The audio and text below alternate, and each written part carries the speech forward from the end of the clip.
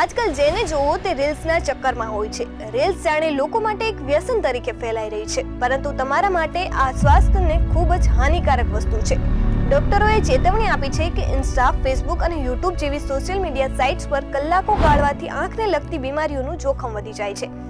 એટલું જ નહીં, બાળકો અને યુવાનોમાં સ્ક્રીન ટાઈમ વધવાને કારણે માયોપિયા ઝડપથી વધી રહ્યું છે અને આંખના પલકારવાનો દર 50% ઘટી ગયો છે, જેનાથી ડ્રાય આઈ સિન્ડ્રોમ આંખો પર લાંબા સમય સુધી તાણમાં પરિણમે છે. સ્ક્રીન ટાઈમ વધવાને કારણે 13% લોકોમાં આ સમસ્યા ગંભીર બની ગઈ છે, ખાસ કરીને બાળકોમાં, જેઓ કલાકો રીલ જોવામાં વિતાવે છે. અનુમાન મુજબ 2050 સુધીમાં આ સમસ્યા 50% લોકોને અસર કરી શકે છે. હવે આ રીલ વિઝન સિન્ડ્રોમ કેવી રીતે બચવું? તો દર 20 મિનિટે 20 સેકન્ડનો વિરામ લો અને 20 ફૂટ દૂરથી રીલ જુઓ. સ્ક્રીન પર ધ્યાન કેન્દ્રિત કરતી વખતે આંખ પલકારવાની આદત પાડો. સોશિયલ મીડિયા પર કલાકો બિનજરૂરી ટાઈમ વિતાવવાનું ટાળો, તેમજ સ્ક્રીન પરથી નિયમિત વિરામ લો, જેથી તમારી આંખને આરામ મળે. તો હવેથી આ વસ્તુ કરવાનું જરૂરી સમજો અને આવી જ માહિતી માટે જોતા રહો મંતવ્ય ન્યૂઝ.